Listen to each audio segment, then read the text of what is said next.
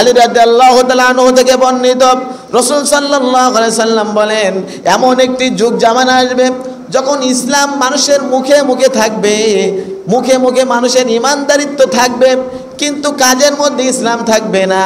শুধু কোরআনুল কারীম সমাজের মধ্যে থাকবে, কিন্তু কোরআনুল কারীমের আইন সমাজে চলবে না, সমাজের মধ্যে থাকবে না। মসজিদগুলো সুন্দর হবে, কিন্তু ওর ভিতরে তালাশ করে ঈমানদার খুঁজে পাওয়া যাবে না। শুধু তাই নয়, আলেমদের মধ্যে এক ধরনের আলেম তৈরি হবে, উলামায়ে সু বলা হয়েছে রাসূলের ভাষায়।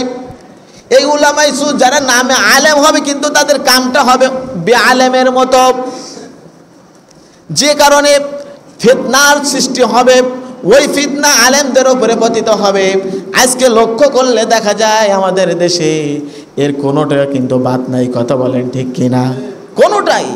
কোনোটাই বাদ নাই।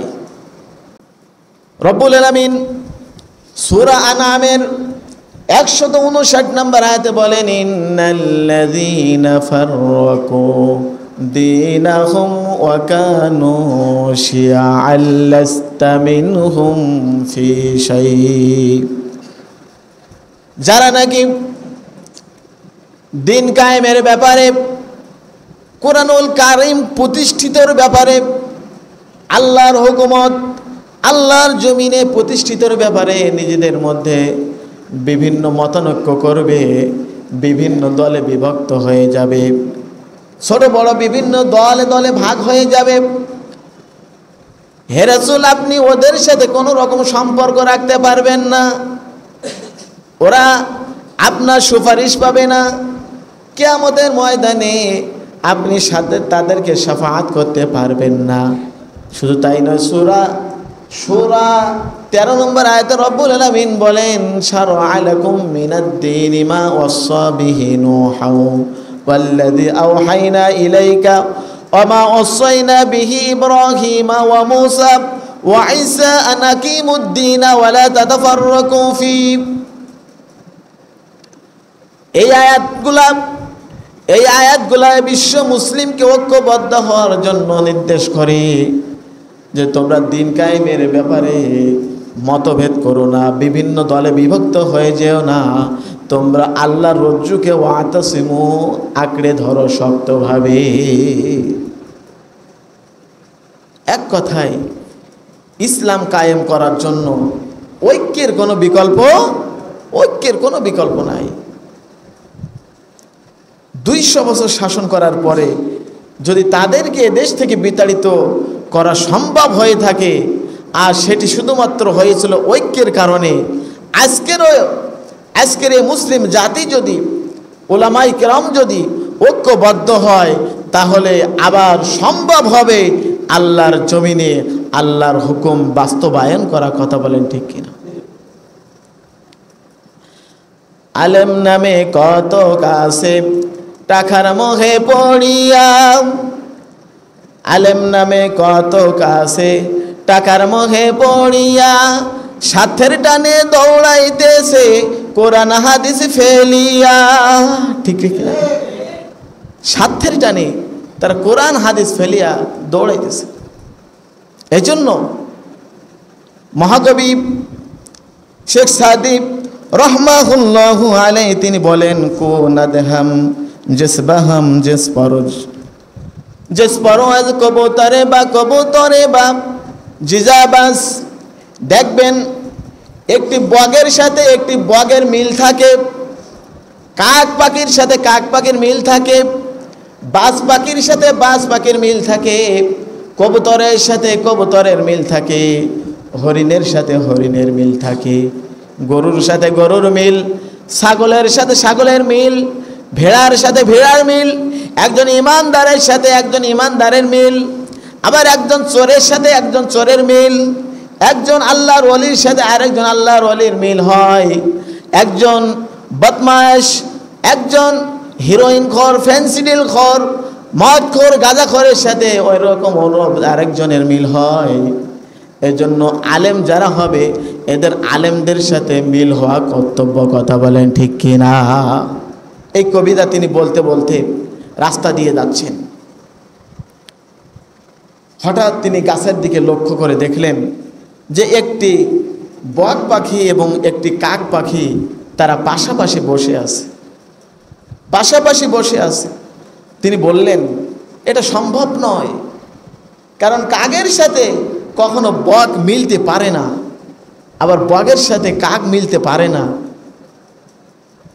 তিনি ভালোভাবে দেখার জন্য একটু নিকটে গেলেন। তিনি লক্ষ্য করে দেখলেন ওই গাছের ডালে যে বক এবং কাক বসে আছে, খুব কাছাকাছি বসে আছে, কিন্তু লক্ষ্য করলেন বগের একটি পা নাই। আবার কাকের দিকে লক্ষ্য করে দেখলেন কাকেরও একটি পা নাই। তখন তিনি বললেন যে না, আমার কথা ঠিক আছে, আমার কবিতা ঠিক আছে, তাদের জাতগতভাবে মিল না থাকলেও একটা দিক থেকে মিল থাকার কারণে তারা এক জায়গায় হয়েছে। আজকে যে সকল আলেমেরা যারা কোরআন হাদিসের পক্ষে ঐক্যবদ্ধ হওয়ার কথা ছিল, তারা সেই ঐক্যবদ্ধ না হয়ে রাম এবং বামদের সাথে মিলের কারণ একটা, সে কথাটা আমি একটু আগেই বলেছি, দুনিয়ার স্বার্থর দিক থেকে ওদের মিল আছে। কথা বলেন ঠিক কিনা? এজন্য কোরআন হাদিস জানার পরেও ওরা বামদের সাথে মিলতে দ্বিধাবোধ করে না।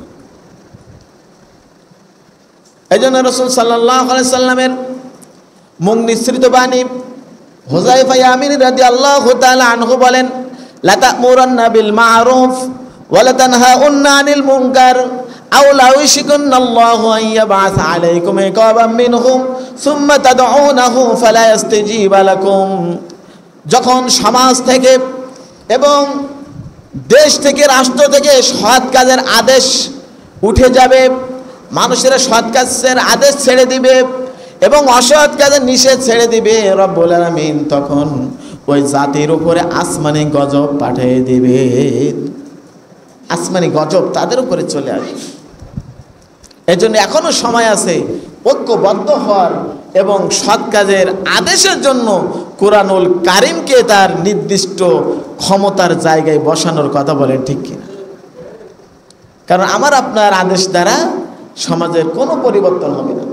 রাসূল সাল্লাল্লাহু আলাইহি সাল্লাম খুবই খেয়াল করবেন, 17 বছর বয়সে তিনি হিলফুল ফুজুল গঠন করলেন, শান্তির সংঘ গঠন করলেন মানবতার কল্যাণের জন্য। 17 থেকে 40 বছর পর্যন্ত এই সংগঠনটি সমাজে কাজ করলো, রাষ্ট্রের মধ্যে কাজ করলো মানুষের কল্যাণের জন্য, কিন্তু কোনো কল্যাণ দিতে পারলো না। কিন্তু 40 বছর যখন নবীজি নবুয়ত পেলেন, কোরআনুল কারিম হাতে পেলেন, 40 থেকে দাওয়াত দিলেন 63 বছর পর্যন্ত, এটাও কিন্তু 23 বছর। এই 23 বছরে আপনি যদি লক্ষ্য করে দেখেন, 23 বছরে কোরআন দিয়ে দাওয়াত দেওয়ার কারণে পৃথিবীর কোনায় কোনায় ইসলামের বাণী পৌঁছানো সম্ভব হয়েছিল। পৃথিবীর কোনায় কোনায় ইসলামের বাণী পৌঁছানো সম্ভব হয়েছিল। কারণ কি? কোরআন দিয়ে দাওয়াত দেওয়ার কারণে। এটাও কিন্তু 23 বছর। আর 17 থেকে 40 বছর এটাও কিন্তু 23 বছর, কিন্তু ওই সময় সম্ভব হয় নাই, কারণ তখন কোরআন নাজিল হয় নাই। এতে বোঝা যায় যে কোরআন দিয়ে দাওয়াত দেওয়ার কোনো বিকল্প নাই। যখন কোরআন দিয়ে আপনি দাওয়াত দিবেন, ওইটাই হবে সঠিক দাওয়াত। যখন কোরআন দিয়ে আপনি সমাজের অন্যায় বন্ধ করার চেষ্টা করবেন, তখন সহজেই অন্যায় বন্ধ হয়ে যাবে। সাদাবাজি, টেন্ডারবাজি, সকল কিছু অন্যায়, অপরাধ, জুলুম, নির্যাতন সব বন্ধ হয়ে যাবে। গত আদমশুমারিতে জরিপে দেখা গেছে এদেশে 92% মুসলমানের বসবাস, কিন্তু হিসাব করলে দেখা যায় যদি 51% মুসলমানের দেশ হয়, ওই দেশে তো কোরআন পার্লামেন্টে যাওয়ার কথা বলেন, কিন্তু 92% মুসলমানের দেশে কোরআন পার্লামেন্টে যায় না। বোঝা যায় আলী রাদিয়াল্লাহু তাআলা আনহুর হাদিস, আয়াতি আলান নাসি জামান লা ইয়াবকা মিনাল ইসলামি ইল্লা ইসমুহু ওয়া লা ইয়াবকা মিনাল কুরআনি ইল্লা রাসমুহু মাসাজিদুহুম আমিরাতুন হিয়া খারাবুম মিনাল হুদা উলামাউহুম শাররুম মিন তাহতি আদিমিস সামা মিন ইনদিহিম তাখরুজুল ফিতনা। আলী রাদিয়াল্লাহু তাআলা আনহু থেকে বর্ণিত, রাসূল সাল্লাল্লাহু আলাইহি সাল্লাম বলেন, এমন একটি যুগ জামানা আসবে যখন ইসলাম মানুষের মুখে মুখে থাকবে, মুখে মুখে মানুষের ইমানদারিত্ব থাকবে, কিন্তু কাজের মধ্যে ইসলাম থাকবে না। শুধু কোরআনুল কারীম সমাজের মধ্যে থাকবে, কিন্তু কোরআনুল কারীমের আইন সমাজে চলবে না, সমাজের মধ্যে থাকবে না। মসজিদগুলো সুন্দর হবে, কিন্তু ওর ভিতরে তালাশ করে ইমানদার খুঁজে পাওয়া যাবে না। শুধু তাই নয়, আলেমদের মধ্যে এক ধরনের আলেম তৈরি হবে, উলামায়ে সু বলা হয়েছে রাসূলের ভাষায়। এই উলামায়ে সু যারা নামে আলেম হবে, কিন্তু তাদের কামটা হবে বেআলেমের মতো, যে কারণে ফিতনার সৃষ্টি হবে। ওই ফিতনা আলেমদের উপরে পতিত হবে। আজকে লক্ষ্য করলে দেখা যায় আমাদের দেশে এর কোনোটা কিন্তু বাদ নাই। কথা বলেন ঠিক কিনা? কোনোটাই বাদ নাই। এখান থেকে কিছুদিন আগে গাজীপুরের একজন মহিবুল্লাহ নামে একজন হুজুরের কথা শুনছিলাম। পরে শুনলাম যে এটা সম্পূর্ণ পরিকল্পিত তৈরি করা একটা নাটক। এটা পরিকল্পিত, সে নিজেই স্বীকারোক্তি দিয়েছে। আমি চিন্তা করলাম এটা হতে পারে না। এই পরিকল্পনার পিছনে যখন একটি দেশের মধ্যে সাম্প্রদায়িক সম্প্রীতি সৃষ্টি হতে লাগলো, মানুষের ঐক্যবদ্ধ হতে লাগলো, তারা ইসলামকে বিজয় করার জন্য চেষ্টা করতে লাগলো, জাতি ধর্ম বর্ণ নির্বিশেষে যখন সত্যের দিকে মানুষ এগিয়ে আসতে লাগলো, সেই মুহূর্তে এটা একটি পরিকল্পিত নাটক ছাড়া আর কিছু হতে পারে না। কথা বলেন ঠিক কিনা? আমি বললাম, যিনি এই নাটকটা করেছেন ওনাকে দ্রুত অনতিবিলম্বে হেফাজতে নিয়ে জিজ্ঞাসাবাদ করলে এর মূল রহস্য বেরিয়ে আসবে ইনশাল্লাহ। কথা বলেন ঠিক কিনা? কারণ ইসলামের যখন ঐক্য হওয়া সম্ভব না, এই ঐক্যকে ফাটল ধরানোর এটা একটা পরিকল্পনা ছিল, তাছাড়া কিছু না। মুখে আমরা মুসলমানের দাবি করি, যদি মুসলমানের দাবি করি তাহলে আমার প্রশ্ন হচ্ছে, নোয়াখালী যে ঘটনাটা ঘটলো আপনারা জানেন, মসজিদের মধ্যে কোরআনুল কারিমের ক্লাসে হামলা, কোরআনুল কারিমের ক্লাসে ছাত্রদের উপরে নির্যাতন, শুধু তাদের উপরে নির্যাতন নয়, মসজিদের মধ্যে ভাঙচুর পর্যন্ত তারা করতে দ্বিধাবোধ করে নাই। কথা বলেন ঠিক কিনা? আমার প্রশ্ন হলো, এই কোরআনুল কারিমে হামলা করার জন্য ইসরায়েল আমেরিকা থেকে ইহুদি খ্রিস্টান আসছিল, এদেশের কোনো হিন্দু করছিল? এদেশের যদি কোনো হিন্দু ইহুদি খ্রিস্টান যদি হামলা না করে থাকে, এই কোরআনুল কারিমের ক্লাসে হামলা কারা করতে পারে? কথা বলেন ঠিক কিনা? শুধু তাই নয়, যারা হামলা করেছে তারা হামলা করে ক্ষান্ত হয় না, মসজিদে ভাঙচুর পর্যন্ত চালিয়েছে, বল্লভ দিয়ে মানুষদেরকে মারার চেষ্টা করেছে। ওরা কিন্তু মুখে মুখে দাবি করে আমি মুসলমান। ওদের নামের আগে দেখেন খোঁজ নিয়ে মোহাম্মদ লেখা আছে, ওদের নামের আগে খোঁজ নিয়ে আপনি দেখেন মোহাম্মদ লেখা আছে। তাহলে এখান থেকে 1400 বছর আগে রাসূল সাল্লাল্লাহু আলাইহি সাল্লাম যে কথা বলেছিলেন যে মানুষের মুখে মুখে ইমানদারের ইসলামের দাবি থাকবে, কিন্তু কাজে থাকবে তার সম্পূর্ণ বিপরীত।